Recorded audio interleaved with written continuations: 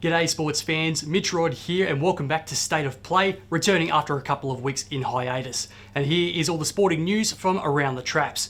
Well, in the Sunraysia Cricket Association, there hasn't been too many big run scorers in First Division so far this season, with just 4 centurions. Well, that was up until Saturday, where another 2 were added to that list and another fell agonisingly short.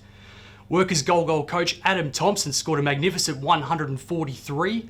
Bryson Lush, who's had a fantastic season at Irimple, made 137, while Mildura Settlers skipper Braden Turner was dismissed for 98, just shy of making his 3rd century. Heading around the grounds, and it's the contest between Mildura West and Nichols Point which holds the most intrigue, with those two sides both fighting to make that last finals position.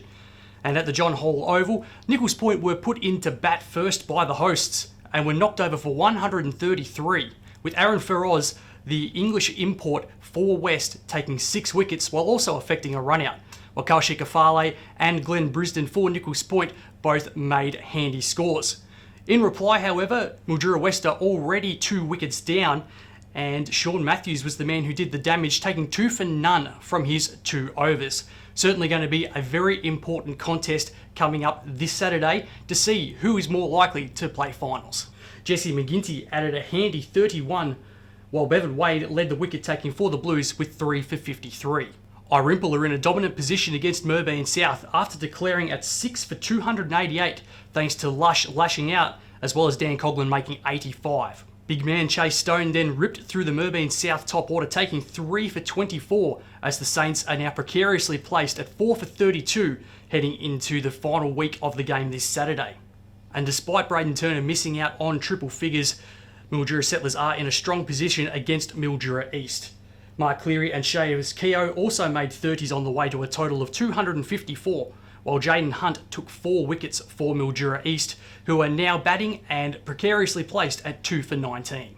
On the football and netball front, there will be a new face around Sunraysia, with Don Harley now appointed as the AFL Sunraysia area manager, and he begins his tenure in Sunraysia today.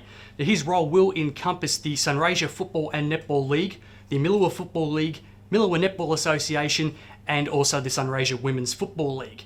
Now, there are still some details to be provided in regards to what exactly the role entails, but hopefully we'll have that information for you in this Friday's Mildura Weekly. And finally, although it may be common knowledge, we are excited for the 2020 Big V basketball season, of course, after the arrival of our imports for the new season.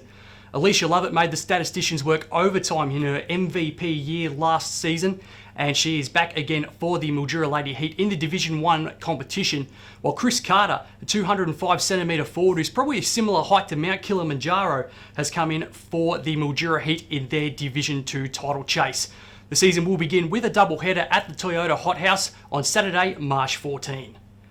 Well, that's about it for State of Play this week. Thank you for joining me. And as always, if you want to keep up to date with all the latest news, follow us on our social media channels and head to milduraweekly.com.au.